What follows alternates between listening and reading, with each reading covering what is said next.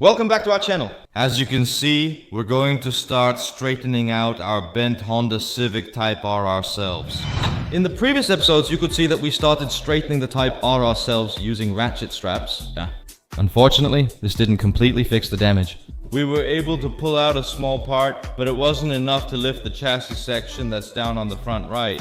And that's why we've now bought a Blackhawk dozer. It's an official pulling bench that lets you clamp the car in place.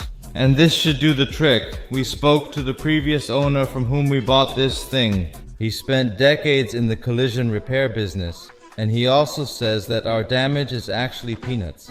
And that it should be fine with the Blackhawk dozer, which we brought in. He gave us a few tips, and I'm going to use those today. Before we can actually start straightening the car, we first need to lift the car up. And for that, we need to mount 2 of those support beams onto the car's chassis, so that our frame machine can brace against them later. Before mounting this, I need to measure it to ensure it's in the correct position, so that they are mounted evenly on both the left and right sides. After mounting the 2 supports, I inserted a long pipe through them. And soon our pull bench will be able to brace itself against this, but that will become clear in a moment when we get to that point. What a struggle it was to get the car onto such a stand so that it can be pulled. Actually, it's a kind of support post which you'll use to brace your alignment bench against, and in relation to that beam, it's basically going to push off from it. The car was so light at the back that it actually wanted to tip forward, so I supported it with wheels at the front. We still need to check later if it's level. But I'm actually not satisfied that it's standing on the wheels. Let's say that it's also still leaning on those rims. Sort of, actually. So I think I'm going to add some weight to the back so that the car actually wants to tilt backward instead of forward. I'm trying a new plan for now. It's my first time, but you learn by doing. It'll work out. We're about to find out whether you want to lean forward or backward. Yeah, I'm also going to secure the bridge for a moment, because when it's locked in place, it's actually level. I'm curious if the car is level, and we'll check with the laser. I've used a spot here as a reference point, so the top of the dish, basically where your strut is attached. Here too, as you can see, it might be a bit hard to notice. It lines up exactly with the top. And here as well. So that means the car is actually level. And from here we can determine curvature. We're going to slowly tilt the laser downward, and as the laser lowers, you'll actually see that. Yes, the further you go down, the more it actually tilts down on the front right. And now you'll be able to read that using a laser. I'm going to turn off the light for a moment. Maybe you see it now. I've aligned the laser with the front left chassis box. If we move to the front right of the car,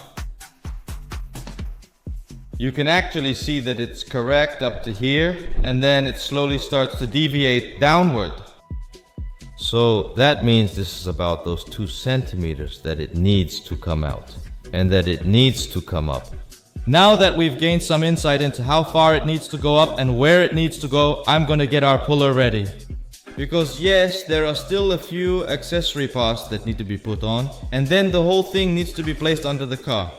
I still need to wrap the chain around it, so there are a few tasks left before we can start pulling. We'll also need to heat it up later, but that's for later. Let's first get the pulling bench ready. Let's go.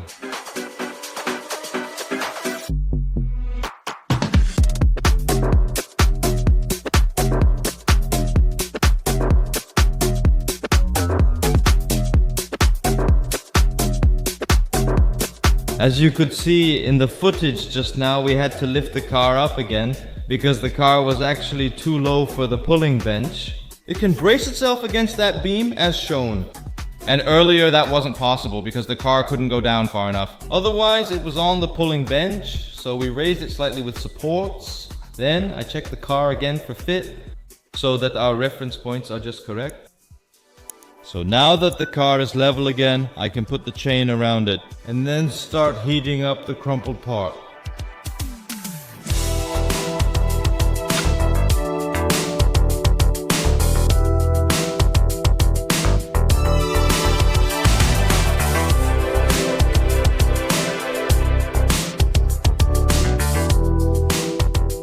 I'm really a huge amateur because I put the resistance plate on the wrong side of our pulling bench. It's no longer pushing off but pulling away, so I just need to turn it around briefly. Once that's sorted, we can finally start pulling.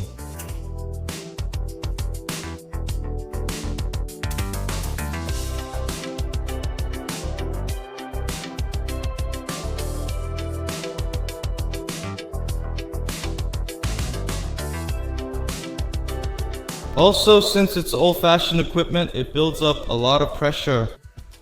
It's just leaking everywhere. There at the start of that pump, here it's leaking out. But yeah, if it gets the job done, then I'm totally happy. Wow guys, I closed the hood for a moment to show you how the lines run. And I moved the laser down a bit to show you how it runs along the bumper beam. Check this out, I'm so excited. I think I spent about 2 hours installing this whole setup. And about 2 hours pulling wires. And this is the result. Check the hood, it closes here, it's aligned here, and on this side, it's nearly aligned, but that's because this support is loose. And if I adjust this a bit higher, then it will line up perfectly with the hood. Then, the bumper beam. Look at that laser line. It's running perfectly straight across the bumper support. For a first time, I have to say it's not bad, it's just a lot of thinking. You just need to understand the theory. If you run the chain underneath, it gets pulled up high. And if you pull the chain over the top, it has to use more force to get higher than if you put it underneath. So those are the little things you actually learn while you're working on it. And of course that you have to pull it much further than where it originally sits, because it still gives a bit when you let go of the chain. So with that said, I'll just open the hood and do the final checks to see if it's right with the laser line. And if that's good, then I'll take off the radiator and remove the front. Maybe we can start cutting off the broken parts now. I didn't expect this, but it looks good.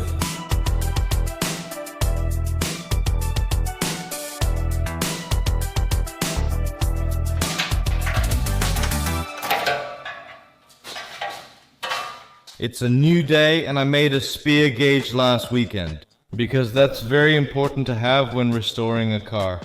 With a spear gauge, you can measure a car diagonally. This is how it works. You set it up on 2 points on the car. It has to be the same on the left as on the right. A diagonal measurement on a vehicle is super important because a car is always symmetrical. As soon as a car is no longer level and symmetrical, the whole chassis is out of alignment, and then you'll never really get the car straight on its wheels again. To measure the symmetry with our spear point, I need to remove the hood first. I'll do that now. Let's go.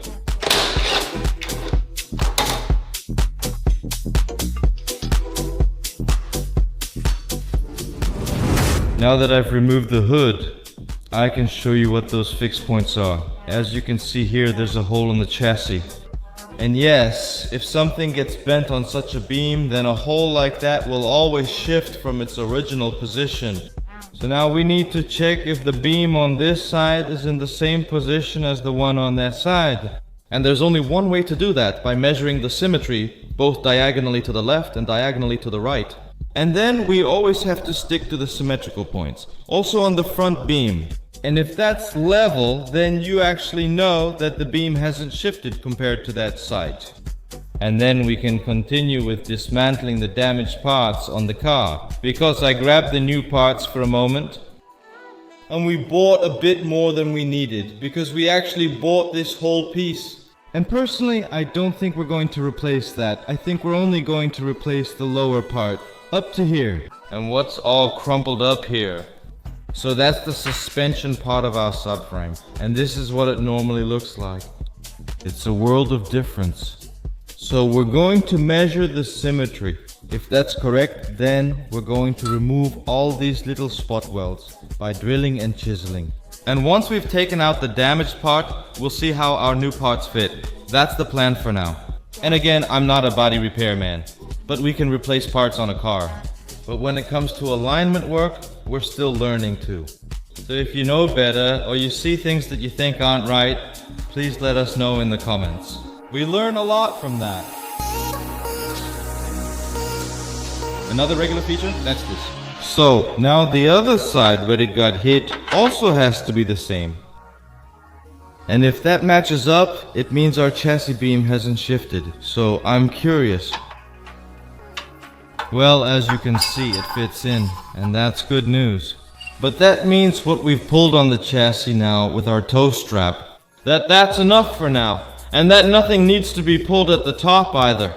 Let's continue cutting off the damaged parts, and once that's done, we'll fit the new parts. Let's go.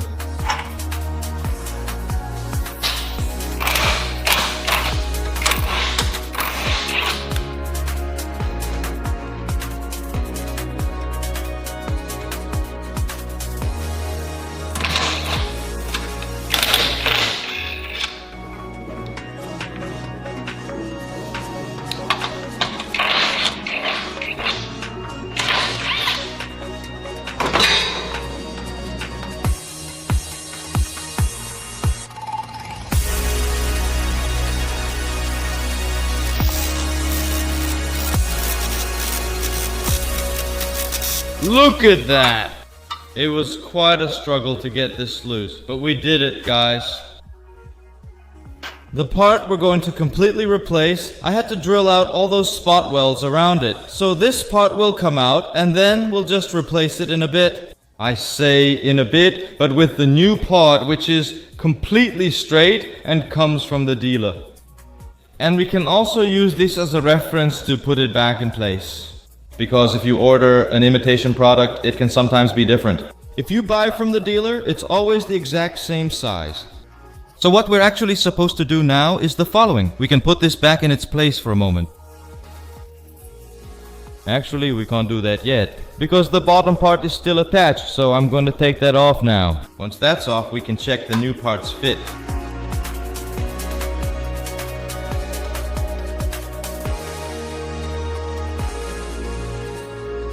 So I've just put that new part in, and you can see pretty quickly, if you stand right in front of it, that it's actually a bit lower on that side. After grinding it loose and taking it apart, you can of course move this back and forth again, as you can see. So that needs to be put in the right position later, when welding back all those weld points, as you can see here. And on the inside, and here, it doesn't really line up with the holes yet, which it did before. Inside here there's a small bend, which you can still see here. And that's what we're going to fix in the next episode. My time is up for today. I've worked hard on this car for 3 days. And I've also made a special tool, that spear gauge, which I'm super proud of. In the next episode, we'll continue pulling the car. Just a little bit more, because it still needs about 1 centimeter. It's about here, yeah, what is it? 1/2 centimeter lower than here. So that means the right side still needs to go up a little bit. And now that we've removed all those crash parts, there's no more tension on the chassis. So now, if all goes well, we should be able to pull it up much more easily. And then we can get started with the new parts. I'm excited. This is territory we've never been in before, something we've never dealt with. And it looks like everything is going to work out. It's been quite a journey for us, as it's also a learning process. So with that being said, don't forget to subscribe and like. Did you really enjoy this episode? Yeah, let us know in the comments. And hopefully we'll see you again in the next episode when we continue restoring this car. I'll see you soon. Ciao!